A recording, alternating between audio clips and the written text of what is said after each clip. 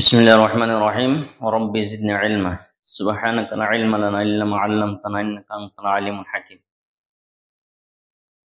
Tense আসলে language ভাষা আল্লাহ তাআলার দেওয়া। সারা পৃথিবীতে বর্তমানে যত ভাষা আছে তার মধ্যে সবচেয়ে বেশি জনপ্রিয় হলো ইংলিশ ল্যাঙ্গুয়েজ, ইংরেজি ভাষা। তো প্রত্যেকটা মানুষ, সে মুসলমান হোক বা যে কোনো দেশের হোক, বর্তমানে তাকে ইংরেজি শেখাটা খুবই জরুরি। আর ইংরেজি শিখতে হলে টেন্স শিখতেই হবে। টেন্স ছাড়া ইংরেজি কল্পনা করা যায় না। তো টেন্স নিয়ে অনেক আলোচনা আছে। তারপরে আমরা সহজে কিভাবে টেন্স শিখতে পারি, আমরা যারা বাংলা ভাষাভাষী, আমরা কিভাবে টেন্সটা সহজ করে আমরা শিখতে পারি, এই নিয়ে একটা আলোচনা। যে টেন্স আমার জন্য কিভাবে সহজ হবে, বাংলা ভাষাকে আমি কিভাবে ইংরেজি করব, টেন্স যদি না জানি ইংরেজি করব কিভাবে। কেউ অনেকগুলি শব্দ একসাথে শিখে রাখলো, এখন এই শব্দের ব্যবহারটা সে জানে না, কোনটা পরে বসাবে কোনটা আগে বসাবে। একজন সে লোকে শিখলো যে আই মানে আমি, ইট মানে খাওয়া, আর রাইস মানে ভাত। এখন সে যদি বলে যে রাইস ইট আই, হবে না, স্ট্রাকচার হয়নি, ভাষা হবে না। এই জন্য টেন্স শিখতে হবে, তো ব্যবহার জানতে হবে। এই জন্য একটা টেন্স, 12টা টেন্স আমরা জানি। যে টেন্স শব্দের অর্থ হলো সময় বা কাল। টেন্স শব্দের অর্থ সময় বা কাল। টেন্স সাধারণত আমরা যদি সময়টাকে নিয়ে চিন্তা করি, যে পৃথিবী শুরু হওয়ার পর থেকে হযরত আদম আলাইহিস সালাম থেকে শুরু হয়ে আজ পর্যন্ত যে সময়টা গেছে সব অতীত হয়ে গেছে, একটা সময় ছিল। এখন আমরা যে সময়টার মধ্যে আছি এটা হলো বর্তমান। আর আমাদের পরে যে সময়, কিয়ামত পর্যন্ত যে সময়টা আসবে সেটা হলো ভবিষ্যৎ। তাহলে আমরা যতটা সময় আছে সব সময়কে এভাবে 3 ভাগে ভাগ করতে পারি। তা আমাদের আগে পৃথিবী শুরু হওয়ার পর থেকে যত কাজ গেছে সব অতীত হয়ে গেছে, তো আমাকে সব অতীত ধরতে হবে। বর্তমানে যা ঘটতেছে সব হলো বর্তমান, সামনে যা হবে সব হলো ভবিষ্যৎ। তাহলে এইভাবে আমরা একটা সময়কে 3 ভাগে ভাগ করতে পারি। এই জন্য টেন্স মানেই সময়, টেন্স মানেই ভার্ব নিয়ে আলোচনা। কারণ অতীতে কিছু কাজ ঘটনা ঘটেছিল, সেটা ছিল অতীত, বর্তমানে ঘটতেছে বর্তমান, ভবিষ্যতে ঘটবে, এটা হলো ভবিষ্যৎ। তো আমরা যদি আর ছোট করে চিন্তা করি, যে আমার জীবন শুরু হওয়ার পর থেকে এই পর্যন্ত, আমার জীবন শুরু হওয়ার পর থেকে এই পর্যন্ত যত ঘটনা যত কাজ গেছে সব হলো অতীত। বর্তমানে যা হচ্ছে আমার জীবনের সব হলো বর্তমান, সামনে যা হবে সেটা হলো ভবিষ্যৎ। আর যদি ছোট করে চিন্তা করি, যে সকাল থেকে দুপুর পর্যন্ত যে কাজগুলি হয়েছে সেটা হলো অতীত, এখন দুপুরে যা আছে বর্তমান, এখন আমি যে বিকালে যে কাজটি আমার হবে সেটা হবে ভবিষ্যৎ। এইভাবে যত কাজ আছে সব কাজকে আমরা এবার 3 ভাগে ভাগ করতে পারি। এই জন্য টেন্সকে 3 ভাগে ভাগ করা। টেন্স মানে সময় বা কাল। এই কালকে 3টা ভাগে ভাগ করা যায়, ইংরেজি হোক, বাংলা হোক, আরবি হোক, যে কোনো গ্রামাটিক্যাল আইটেমে এই টেন্সকে, এই কালকে 3টা ভাগে ভাগ করা হয়েছে। তো যারা আরবি জানে বা বাংলা জানো, বাংলা জানে আরবি জানো, তাদের জন্য টেন্স শেখাটা একেবারেই সহজ। এই জন্য আমি আমি যেভাবে টেন্স শিখছি, যেটা সহজ মনে হচ্ছে, এমন একটা টেন্সের আলোচনা আমি উপস্থাপন করতেছি। যে আশা করি এই আলোচনা থেকে যারা একেবারেই শিখতে পারো না বা শেখা কঠিন, তাদের জন্য টেন্স শেখাটা সহজ হবে। যে টেন্সের আমরা 3টা ভাগ শিখলাম, যে অতীত, বর্তমান, ভবিষ্যৎ। অতীত, বর্তমান, ভবিষ্যৎ। তাহলে আমরা যদি এইভাবে লিখি, অতীত ইংরেজিতে কি বলা হয়? সাধারণত ইংলিশে টেন্সকে প্রধানত 3 ভাগে বলা হয়। এই জন্য টেন্স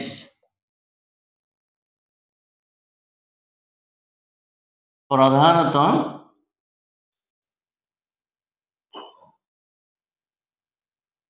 3 প্রকার। 1 নম্বর, প্রেজেন্ট টেন্স। প্রেজেন্ট টেন্স মানে কি? বর্তমান কাল।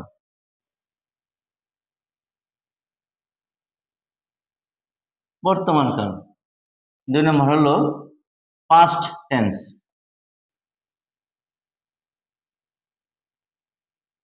পাস্ট টেন্স অতীতকাল। 3 নম্বর হলো ফিউচার টেন্স।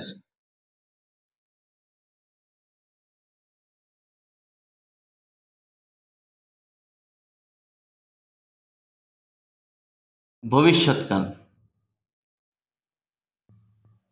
এই 3টা টেন্সের প্রধানত 3 প্রকার। এই টেন্স 3 প্রকার, টেন্স প্রধানত 3 প্রকার। তাহলে আমরা সময়টা অতীত, যেটা অতীত হয়ে গেছে সেটাকে ইংরেজিতে আগে লেখা হয় না। যত গ্রামাটিক্যাল আইটেমে আলোচনা আছে সবসময় প্রেজেন্টটাকে আগে আলোচনা করা হয়েছে। তো আমরা এখানে বলতে পারি যে আসলে আমার যেটা সময় আগে চলে গেছে সেটা তো আগে আলোচনা হতে পারতো, যেটা বর্তমানে আছে সেটা বর্তমান বা পাস্ট, প্রেজেন্ট, ফিউচার এভাবে হতে পারতো। না, এইভাবে না। আমার মনে হয় যেটা, যে বর্তমান সময়কে ইংরেজরা সবচেয়ে গুরুত্ব মনে করে আগে প্রেজেন্ট টেন্সটা আগে আলোচনা করেছে, যে প্রেজেন্ট, তারপরে পাস্ট, তারপরে ফিউচার। এই জন্য এইভাবে আসছে যে প্রেজেন্ট টেন্স মানে বর্তমানকাল, পাস্ট টেন্স অতীতকাল, ফিউচার টেন্স মানে ভবিষ্যৎকাল। এই হলো টেন্স প্রধানত 3 প্রকার, প্রধানত 3 প্রকার, 3টা ভাগে ভাগ করা যায়। তারপরে টেন্স প্রত্যেকটা আবার 4 প্রকার। আমরা যদি প্রেজেন্ট টেন্সকে ভাগ করি তাহলে প্রেজেন্ট টেন্স হবে 4 প্রকার। প্রেজেন্ট টেন্স,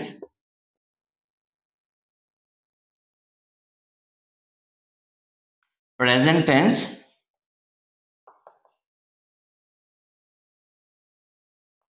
4 প্রকার। কি সেটা? Present indefinite tense, present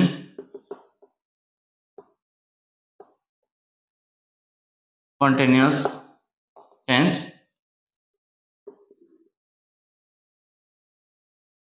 present perfect tense, 4 নম্বর হলো প্রেজেন্ট পারফেক্ট কন্টিনিউয়াস টেন্স। এই হলো 4 প্রকার। Present indefinite tense, present continuous tense, present perfect tense, present perfect continuous tense, এই 4 প্রকার। তো এখন যদি আমি প্রেজেন্ট 4 প্রকার হয়, পাস্ট এরকম 4 প্রকার হবে, past indefinite, past continuous, past perfect, past perfect continuous. এবং ফিউচারে 4টা হবে, future indefinite, future continuous, future perfect, future perfect continuous.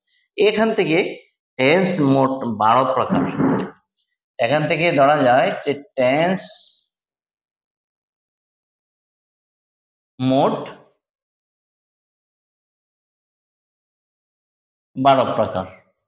কারণ প্রত্যেকটা যদি 4 প্রকার হয়, 3 4 12 প্রকার, টেন্স মোট 12 প্রকার। এই 12 প্রকার টেন্স যদি কেউ পারে, গ্রামাটিক্যাল তার অর্ধেক শেখা হয়ে যায়। 12 প্রকার টেন্স যদি পারে, যে কোনো গ্রামাটিক্যাল আইটেম তার জন্য সহজ হয়। 12 প্রকার টেন্স পারলে ইংলিশ স্পিকিং করাটা অনেকটা সহজ হয়। কেউ টেন্স পারলো না, সে কিছু বলতে পারবে আবল তাবল বা কিছু কথা বলতে পারবে, কিন্তু সুন্দর করে গুছায় বা একবারেই মনের ভাব পূর্ণভাবে প্রকাশ করতে পারবে না। এই জন্য টেন্সটা খুবই ইম্পর্টেন্ট ইংলিশ যারা শিখবে তাদের জন্য। এখন আজকে আমরা শুধু প্রেজেন্ট ইনডিফিনিট টেন্স নিয়ে আলোচনা করব, কারণ প্রেজেন্ট ইনডিফিনিট টেন্স যদি কেউ পারে সে বাকিগুলা ইজি ভাবে পারবে। প্রেজেন্ট ইনডিফিনিট টেন্স গ্রামাটিক্যালে টেন্স শেখার একটা নতুন কৌশল। যদি একটা টেন্স জানে সে অবশ্যই অন্য টেন্স গুলি পারবে। আমরা আজকে একটা টেন্স শিখবো শুধু, যে প্রেজেন্ট ইনডিফিনিট টেন্সটা কিভাবে গঠন হয়, আমরা কিভাবে বানানো হয়, সেটা কিভাবে কাকে বলে, কিভাবে গঠন হয়, কিভাবে আমরা বানাবো, তার স্ট্রাকচারটা কি, ব্যবহার কিভাবে করব। আমরা শিখলাম টেন্সের প্রকারগুলি। তাহলে আমরা দেখি যে শুধু present indefinite tense,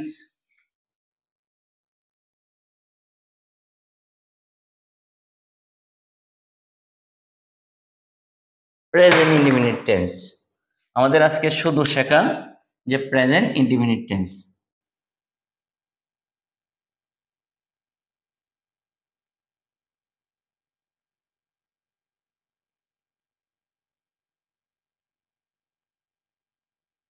present indefinite. প্রিয় শিক্ষার্থী, তোমরা যখন এই টেন্সের নামগুলি লিখবা, কেউ যদি লেখে তাহলে তার প্রথম অক্ষরটা বড় হাতে ক্যাপিটাল লেটারে লিখতে হবে, কারণ এইটা একটা নাম। আমরা জানি যে কোন জন্য প্রপার নাউন আসে, প্রপার নাউনের প্রত্যেকটা প্রথম অক্ষর, শব্দের প্রথম অক্ষর বড় হাতের হয়। যেমন আলী আকবর, আলী আকবর একটা নাম। মোহাম্মদ হুসাইন একটা, মোহাম্মদের এম আর হুসাইনের এইচ বড় হাতে দিতে হবে। এমন, অর্থাৎ কোনো কিছু নাম যেই কটা শব্দের নাম হবে প্রত্যেকটা শব্দের প্রথম অক্ষর বড় হাতের, টি বড় হাতের, আই বড় হাতের, টি বড় হাতের একটা নাম। তো আমরা শুধু প্রেজেন্ট ইনডিফিনিট টেন্সটা শিখব। এই টেন্স শেখার আগে এখানে কয়েকটা শব্দ আমরা এদিকে আমরা লিখছি, যেটা আমাদের জন্য জরুরি। প্রনাউন, আমরা সবাই জানি যে নাউনের পরিবর্তে যা বসে তাকে প্রনাউন বলে। এই কয়েকটা প্রনাউন সম্পর্কে আমাদের ধারণা না থাকার কারণে আমরা অনেক সময় টেন্সটা লিখতে পারি না। এই কয়েকটা প্রনাউন এত ব্যবহার, এই প্রনাউন গুলো যে অনেক ব্যবহার, এটা আমরা জানি না, এই জন্য আমরা এখানে লিখছি আই মানে আমি, এটা সিঙ্গুলার। আমরা জানি উই মানে আমরা, প্লোরাল, এটা ফার্স্ট পার্সন। পার্সন তিনটা, first person, second person, third person. তো ফার্স্ট পার্সনের প্রনাউন হলো আই এবং উই, আমি এবং আমরা। সিঙ্গুলার মানে এক বচন, প্লোরাল মানে বহু বচন। তাহলে হলো singular first person, first person, you তুমি সিঙ্গুলার, ইউ তোমরা plural second person.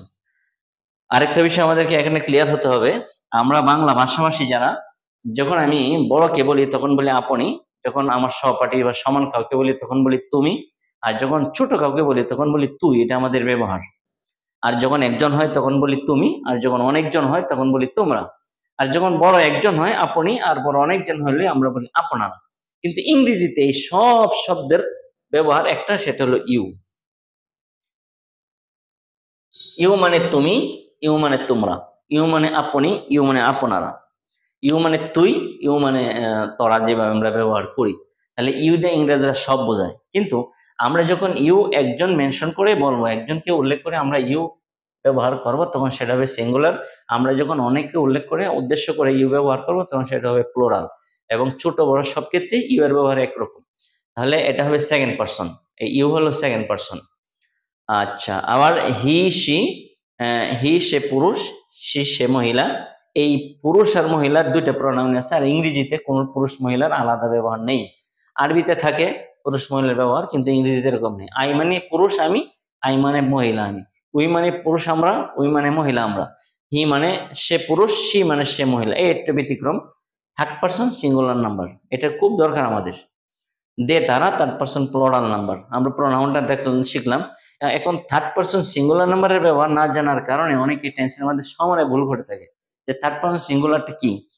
Third person singular, এখান থেকে গ্রামার থেকে আমরা যে কয়েকটা বিষয় পাইছি, আমরা he she it third person singular. He she ব্যক্তির ক্ষেত্রে, ইট বস্তুর ক্ষেত্রে।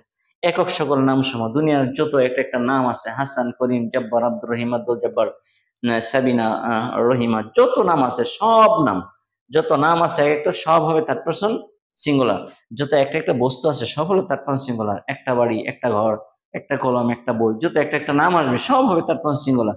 এই থার্ড পার্সন সিঙ্গুলার যদি আমি ধরতে পারি, তাহলে গ্রামার শিক্ষাটা আমার জন্য একেবারে সহজ হয়ে যায়। এই থার্ড পার্সন সিঙ্গুলারের ব্যবহার না জানার কারণে আমরা গ্রামাটিক্যালে ব্যবহারটা করতে পারি না, গ্রামাটিক্যাল ঠিক মতো আমরা পারি না। তো এখানে এখন আমরা present indefinite tense, present indefinite টেন্সে আমরা বর্তমান কালের কোনো কাজের স্বাভাবিক কথা, চলমান না, একটু আগে হয়েছে এরকম না, বা কোনো সময় ধরে চলতে ছিল এমন না। বর্তমান কালের যত কাজ আছে সব হলো প্রেজেন্ট ইনডিফিনিট টেন্স। যেমন আমি ভাত খাই, সে বাজারে যায়, হাসান ফুটবল খেলে, সে মাছ ধরে, তারা ঘুমায়, তিনি বই পড়েন, তিনি চিঠি লেখেন। এমন জাতীয় যত বর্তমান কালে যত কাজ আছে সব হলো প্রেজেন্ট ইনডিফিনিট টেন্স। এটা হলো চীনের একটা স্বাভাবিক আলামত, যে বর্তমান কাল কাজের সাধারণ অতীত না, ভবিষ্যৎ না। অর্থাৎ ক্রিয়ার পরে থ আর ল থাকবে না, ব থাকবে না, সাধারণ কথা হবে। এমন যদি হয় তাহলে সেটা হবে প্রেজেন্ট ইনডিফিনিট টেন্স। এখন প্রেজেন্ট ইনডিফিনিট টেন্সের স্ট্রাকচার কি? প্রেজেন্ট টেন্স স্ট্রাকচার,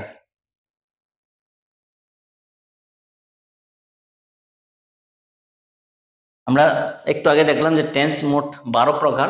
12 প্রকার টেন্সের 12টা স্ট্রাকচার আছে। স্ট্রাকচার, স্ট্রাকচার শব্দের অর্থ হলো গঠন। স্ট্রাকচার শব্দের অর্থ হলো গঠন। গঠন, দুনিয়ার যা কিছু হয় সব একটা গঠন নিয়মে হয়, একটা রুলসে হয়। রুল ছাড়া কোনো কিছু হয় না। আমাদের 12টা টেন্সের 12টা স্ট্রাকচার আছে। ওই স্ট্রাকচারটা আমরা জানলেই ব্যবহারটা আমার জন্য সহজ হবে। তো আমাকে একটা স্ট্রাকচার, মূল স্ট্রাকচারটা টেন্সের, যে প্রথমে সাবজেক্ট বসবে, আমাকে একটা স্ট্রাকচার শিখতে হবে। স্ট্রাকচার না জানলে আমি গ্রামাটিক্যালে এই টেন্সের ব্যবহার পারবো না। স্ট্রাকচারটা কি? স্ট্রাকচার হলো সাবজেক্ট প্লাস বার 1 প্লাস অবজেক্ট। সাবজেক্ট প্লাস বার 1 প্লাস অবজেক্ট, এটা হলো টেন্সের মূল স্ট্রাকচার, বেসিক স্ট্রাকচারটা। অর্থাৎ প্রত্যেকটা টেন্সের সাবজেক্ট আছে, ভার্ব আছে, অবজেক্ট আছে। তারপরে ভার্বের বিভিন্ন রূপ হতে পারে, ভার্বের আগে কিছু বসতে পারে, কিন্তু এটা থাকবে, সাবজেক্ট থাকবে, ভার্ব থাকবে, কখনো অবজেক্ট থাকবে, কখনো অবজেক্ট থাকবে না। কখনো অবজেক্ট প্রয়োজন পড়ে, কখনো অবজেক্টের প্রয়োজন পড়ে না।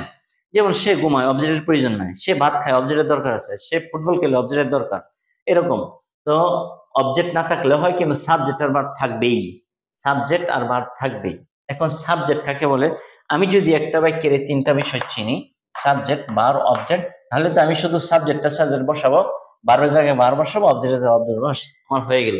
এখন আমরা এই সাবজেক্ট আর ভার্ব আর অবজেক্ট একটা বাক্য থেকে খুঁজে বের করতে পারি না বিদায় আমাদের জন্য টেন্সের স্ট্রাকচারটা এটা একবারে সহজ কথা। Subject plus verb one plus object.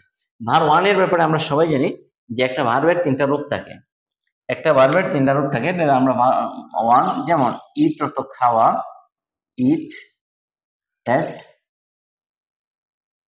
Eaten, এটাকে আমরা ওয়ান, টু, থ্রি, অর্থাৎ present form, first form, first participant form, এইভাবে আমরা ধরে থাকি। আমরা বলার সহজের জন্য আমরা verb one, verb two, verb three বলে থাকি।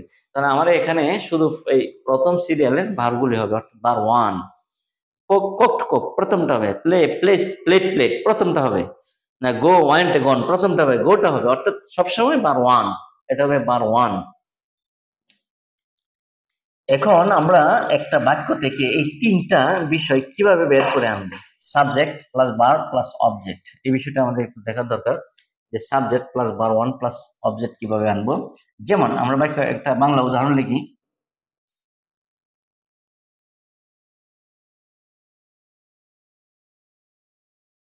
আমি ভাত খাই। একটা সহজ বাক্য লিখলাম প্রেজেন্ট নিউ টেন্সে, আমি ভাত খাই। এখন আমাকে এই বাক্যের ভিতরে সাবজেক্ট বের করতে হবে। সাবজেক্ট কি?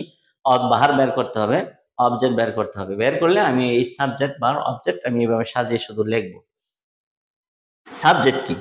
এখানে আমরা সাবজেক্টের সঙ্গে লিখছি যে বাক্যে যে কাজ করে বা যার সম্বন্ধে কোনো কিছু বলা হয় তাকে সাবজেক্ট বলে। যেমন এখানে খাওয়া কাজটা কে করতেছে? খাওয়া একটা কাজ, এই কাজটা কে করতেছে? আমি ভাত খাই, এই খাওয়া কাজ আমি করতেছি, এই জন্য আমিটা হলো সাবজেক্ট। যদি বলতাম যে রহিম ভাত খায়, তাহলে রহিম এই খাওয়া কাজ করতেছে, রহিম সাবজেক্ট। যদি বলতাম হাসান ভাত খায়, হাসান সাবজেক্ট। যদি বলতাম তারা ভাত খায়, তাহলে তারা সাবজেক্ট। যদি বলতাম সে ভাত খায়, তাহলে সে সাবজেক্ট। এখন বাক্যের শুরুতে আছে এই জন্য না, এরকম হতে পারে যে ভাত খাই সে, তারপরে সে সাবজেক্ট, কারণ খাওয়া কাজটা তার দ্বারা হচ্ছে।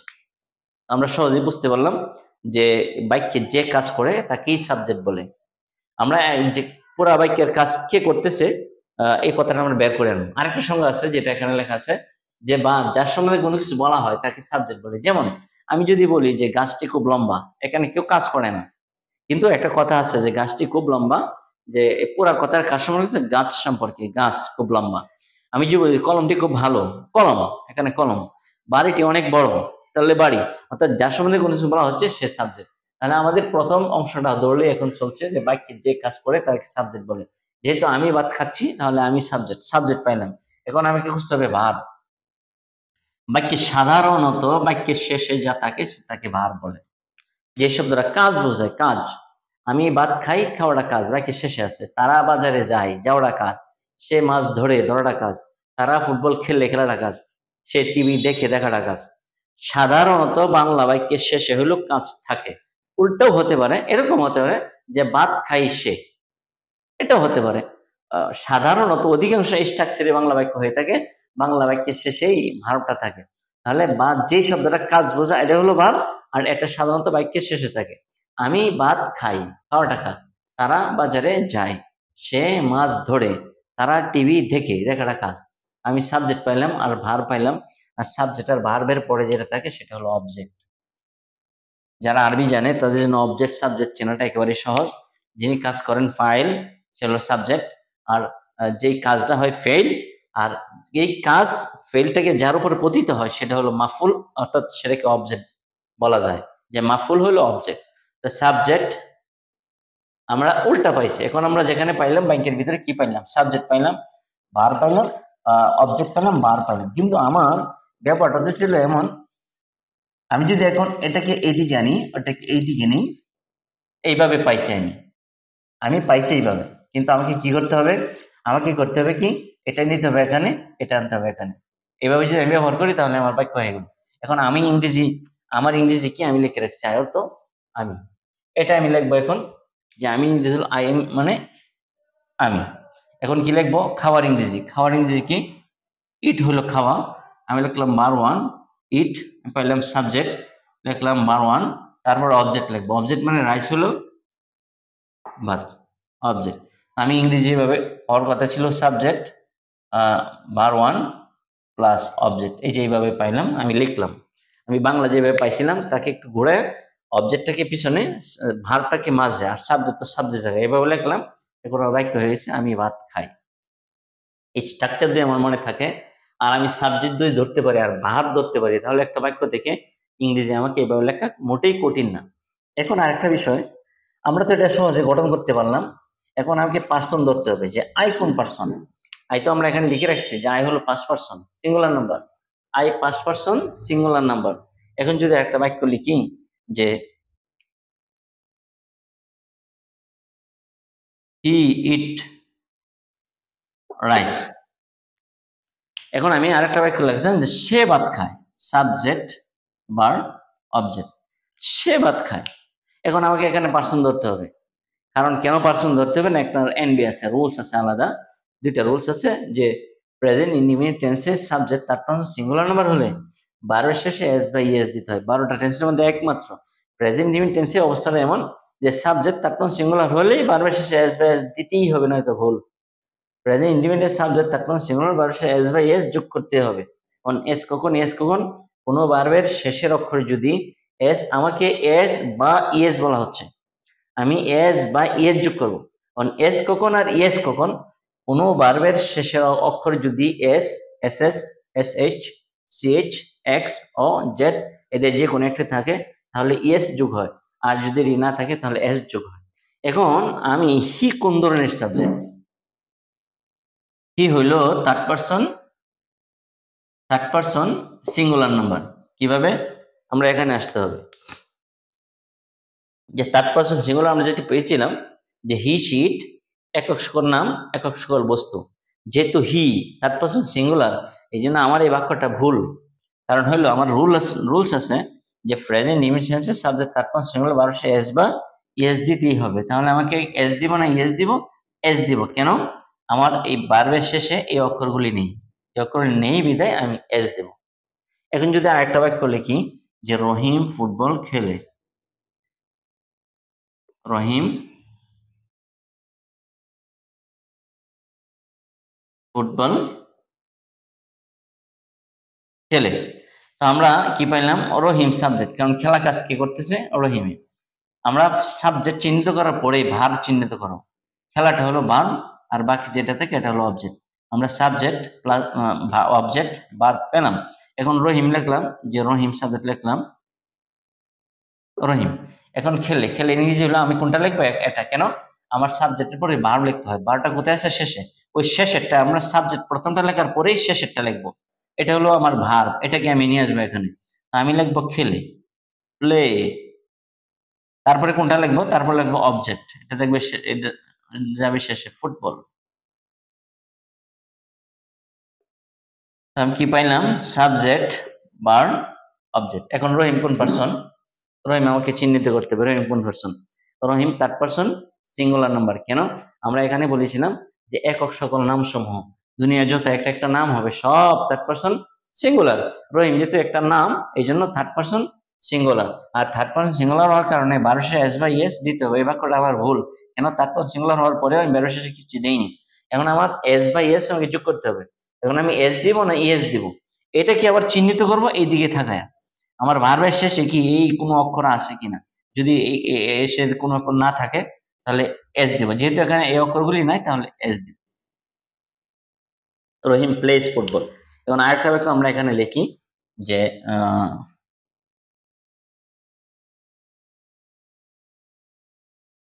এরকম হাসান, হাসান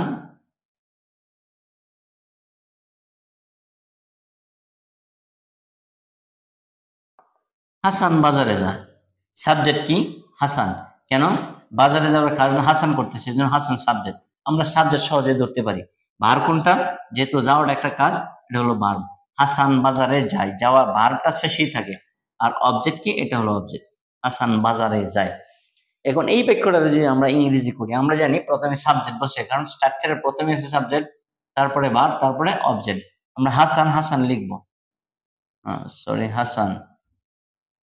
হাসান, তারপর ইংরেজি কোনটা লিখবো? আমরা সাবজেক্ট পাইলাম, সাবজেক্ট। তারপর ইংরেজি কোনটা লিখবো? ভার্বের ইংরেজি লিখবো, কারণ আমার স্ট্রাকচার কি ছিল? সাবজেক্ট প্লাস বার ওয়ান প্লাস অবজেক্ট। এই স্ট্রাকচারে আমার সাবজেক্ট লেখার পরে আমি ভার্ব লিখবো। এখন লিখবো যাওয়া, যাওয়ার ইংরেজি লিখবো। তারপর লিখলাম কোথায় যাচ্ছে? To market. টু মার্কেট, এটা হলো অবজেক্ট, সাবজেক্ট বার অবজেক্ট।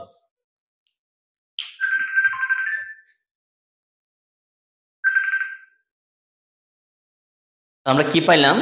সাবজেক্ট বার, সাবজেক্ট বার অবজেক্ট পাইলাম। এখন সাবজেক্ট আমাকে ধরতে হবে কোন পার্সন। আমি সাবজেক্ট পার্সন ধরার জন্য এই প্রোনাউনগুলো আমাকে আয়ত্ত করতে হবে। হাসান কোন person? Hasan third person singular. কেন? একক সকল নাম সহ থার্ড পার্সন সিঙ্গুলার। হাসান যেহেতু third person singular, Hasan third person singular, এই জন্য ভার্বের শেষে কি দিতে হবে? এস বাই এস দিতে হবে। ভার্বের শেষে এস বাই এস দিতে হবে। এখন আমি এস দিব না এস দিব? এখান দিকে থাকলে আমি দেখতে পারি যে ও অক্ষরটা এখানে, এই ও অক্ষরটা সে ভার্বের শেষে আসছে বিদায় এখানে ইএস হবে। Yes, Hasan goes to market. Hasan goes to market, Hasan বাজারে যাচ্ছে। এই গঠন থেকে, স্ট্রাকচার থেকে আমরা যদি সাবজেক্ট ধরতে পারি আর থার্ড পার্সন সিঙ্গুলার ধরতে পারি, তাহলে ভার্ব শেখা আমার জন্য, সরি, টেন্স শেখা আমার জন্য একেবারেই সহজ। এখন একজন টেন্স শিক্ষার্থীর জন্য প্রথমে থাকে এই প্রোনাউন গুলো এবং এই থার্ড পার্সন সিঙ্গুলার একেবারে মুখস্থ করতে হবে। 2 নম্বর সাবজেক্ট কাকে বলে সংজ্ঞাটা মুখস্থ করতে হবে। 3 নম্বর এই রুলটা মুখস্থ করতে হবে। 4 নম্বর প্রেজেন্ট ইনডিফিনিট টেন্সের স্ট্রাকচারটা মুখস্থ করতে হবে। এবং বাংলা থেকে আমরা কিভাবে এই সাবজেক্ট ভার্ব অবজেক্ট বের করে আনবো, এই কৌশলটা একটু চিন্তা করে বের করতে হবে। করলে টেন্স শেখাটা একেবারেই সহজ। প্রেজেন্ট ইনডিফিনিট টেন্স যদি আমার জন্য শেখা সহজ হয়, তাহলে বাকি টেন্স গুলো এইভাবেই। বলছিলাম যে প্রত্যেকটা টেন্সের structure subject verb object, subject verb object. কখনো সাবজেক্ট পরে ভার্ব 1 হতে পারে, ভার্ব 2 হতে পারে, ভার্ব 3 হতে পারে, অথবা সাবজেক্টের পরে am is are was were have থাকতে পারে, ভার্বের সাথে আইএনজি থাকতে পারে, কিন্তু সাবজেক্টের পরে ভার্ব বসবে, ভার্বের পরে অবজেক্ট বসবে, এটাই নিয়ম। সাবজেক্ট শুরুতে, তারপরে ভার্বের অবস্থা, তারপরে অবজেক্টের অবস্থা, এটা হলো নিয়ম। এখন আমি যদি একটা বাংলা বাক্য থেকে সাবজেক্ট আর ভার্ব খুঁজে বের করতে পারি, তাহলে আমার জন্য টেন্স শেখাটা একেবারেই সহজ। এখন আমরা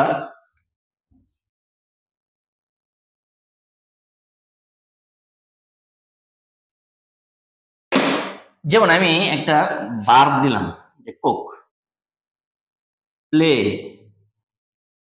রিড, রাইট। এই 4টা ভার্ব আমি লিখলাম। এমন 4টা ভার্ব থেকে আমি কিভাবে বাক্য বানাবো? কুক মানে রান্না করা, কুক মানে রান্না করা।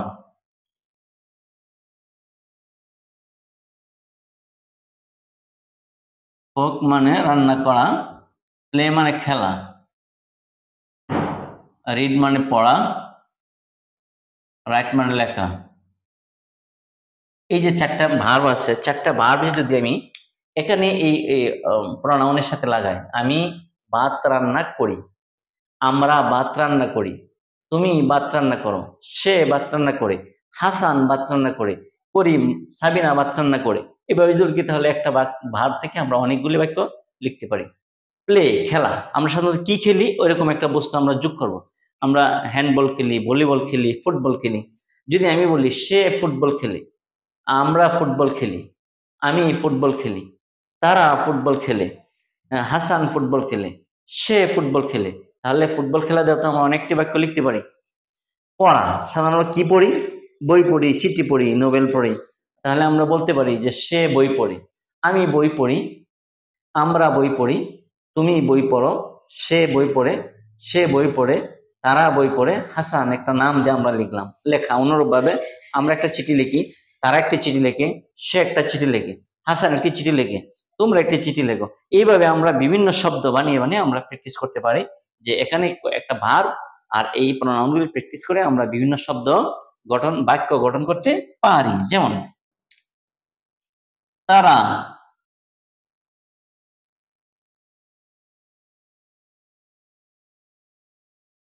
ফুটবল খেলে, আমি যেটা বাক্য লিখলাম যে তারা ফুটবল খেলে, তারা সাবজেক্ট, কেন?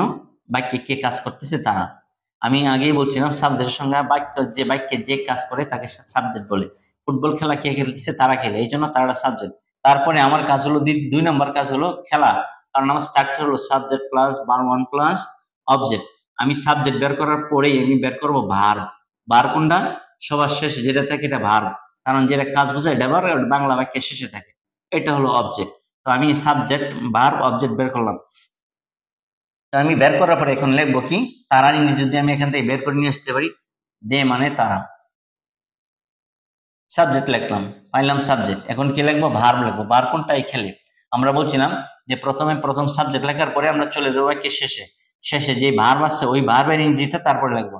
খেলের ইংরেজি এখান থেকে আমরা নিলাম প্লে, প্লে খেলে। তারপরে কি লিখবো? আমি সাবজেক্ট ভার্ব ওয়ান পাইলাম, তারপরে লিখবো ফুটবল। ফুটবলটা অবজেক্ট, শেষে লিখবো ফুটবল। ফুটবল এখানটা কি হলো? অবজেক্ট হলো। তো সাবজেক্ট বার ওয়ান অবজেক্ট। এখন আমাকে এটা চিন্তা করার পরে সাবজেক্ট বার ওয়ান, সাবজেক্ট প্লাস বার ওয়ান প্লাস অবজেক্ট লেখার পরে আমাকে চিন্তা করতে হবে সাবজেক্ট না, সাবজেক্ট কি থার্ড পারসন সিঙ্গুলার নাকি? সাবজেক্ট থার্ড পারসন সিঙ্গুলার হয় অবশ্যই ভার্বের শেষে এস বাই এস দিতে হবে। তখন আমার সাবজেক্টটা কি? আমরা যদি এখানে একটা চিন্তা করি যে তারা কোন person? Third person plural number, third person singular না। যেহেতু third person plural, third person singular না, ভার্বের শেষে এস বাই এস আর দিতে হবে না। আমি তারার জায়গা যদি সে লিখতাম তাহলে অবশ্যই এখানে প্লেস এস দিতে হতো। তারার জায়গায় যদি হাসান লিখতাম তাহলে প্লেস দিতে হতো। তারার জায়গায় যদি করিম লিখতাম, নাম লিখতাম, তাহলে প্লেস দিতে হতো। আমার থার্ড পারসন সিঙ্গুলার হইলেই এস বাই এস দিতে হবে। এইভাবে আমরা এই বাহারগুলা থেকে কিছু বাক্য বানিয়ে আমরা প্র্যাকটিস করতে পারি। তো শিক্ষার্থী, আমার যদি প্রেজেন্ট ইনডিফিনিট টেন্সটা যদি কোনো কেউ ভালো করে শিখে তাহলে অন্যান্য টেন্স তার জন্য ইজি হয়ে যায়। এখন টেন্স শেখার মূল ভিত্তি হলো এই pronoun, third person singular, subject এবং এই রুলটা ভালো করে জানা এবং কিছু প্র্যাকটিস করা করলে আমরা ইজি ভাবে টেন্সটা শিখতে পারবো। তাহলে আমরা ধারাবাহিকভাবে 12টা টেন্সে আলোচনা করবো। আজকে এই পর্যন্তই। সবাই ভালো থাকো। আসসালামু আলাইকুম রহমতুল্লাহ।